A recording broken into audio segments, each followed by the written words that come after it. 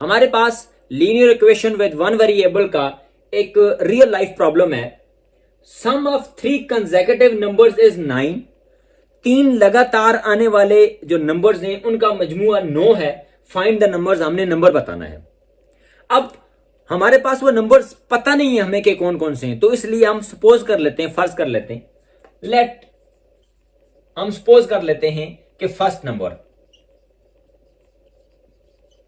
फर्ज किया हमारे पास वो जो नंबर है एक, वो है हमारे पास x।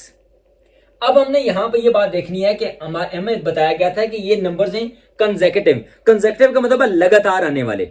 अब मिसाल के तौर पर अगर पहला है 1 तो दूसरा होना चाहिए 2, तीसरा होना चाहिए 3। अगर पहला है 20 तो अगला होना चाहिए 21, उससे अगला होना चाहिए 22, यानी लगातार आ रहे हैं। अब अगर फर्ज करें पहला नंबर है x, तो अगला नंबर कैसे आएगा, यानी फिर सेकंड नंबर कौन सा होगा? क्योंकि लगातार है तो सेकंड नंबर होना चाहिए x प्लस 1, क्योंकि x में अगर 1 प्लस करेंगे तो तभी अगला नंबर आएगा, और ये हो गया दूसरा। अच्छा, अब तीसरा नंबर कौन सा होना चाहिए? तीसरा नंबर होना चाहिए x प्लस 2, यानी x में अगर हम 2 प्लस करें तो तब अगला नंबर आना चाहिए। तो इस तरह हमारे पास हमने जो फर्ज किया कि पहला नंबर होगा x, दूसरा होगा x प्लस 1 और तीसरा होगा x प्लस 3, x प्लस 2। अब हमें बताया गया है कि जो इनका सम है वो है 9, यानी इन तीनों को हम जमा कर लेते हैं और उसको बराबर कर लेते हैं 9 के। मसलन देख लेते हैं, x plus 1 plus x plus 2 is equal to 9, क्योंकि हमें बताया गया है कि इनका सम 9 के बराबर है। अब हम इनको हल कर लेते हैं। ये 1x, 2x, 3x, 3x हैं, तो इसका मतलब यह है कि हम इनको प्लस करेंगे तो आ गया 3x।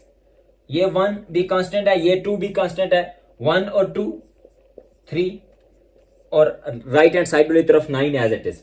अब हम देख रहे हैं कि ये भी कांस्टेंट है, ये भी कांस्टेंट है, इनको एक ही तरफ होना चाहिए, तो 3x इज इक्वल टू 9। ये वाला प्लस 3 जब लेफ्ट से राइट वाली तरफ आएगा तो -3 बन जाएगा। 3x इज इक्वल टू 9 में से 3 निकालेंगे तो 6, x बराबर हो जाएगा 6। यहां पर 3 मल्टीप्लाई हो रहा था, दूसरी तरफ जाकर डिवाइड हो जाएगा, 6 डिवाइडेड बाई 3, 2 3 आर 6 और 3 1 इज 3, और x की कीमत हो जाएगी 2/1 यानी 2। तो हमें पता चला कि हमारे पास जो x है वो है 2, यानी जो हमारे पास पहला नंबर है, फर्स्ट नंबर है, वो है 2। अब सेकंड नंबर क्या होगा? x प्लस 1, यानी 2 प्लस 1 इज इक्वल टू, अगला नंबर होगा हमारे पास 3। थर्ड नंबर क्या होगा? x की जगह डालेंगे 2 प्लस 2 इज इक्वल टू 4। इसका मतलब है कि हमारे पास वो जो नंबर थे 3 लगातार आने वाले, वो एक नंबर है 2, एक है 3, एक है 4। अब हम देख रहे हैं कि वाकई इनका जो मजमुआ है, सम है, वो 9 के बराबर होता है।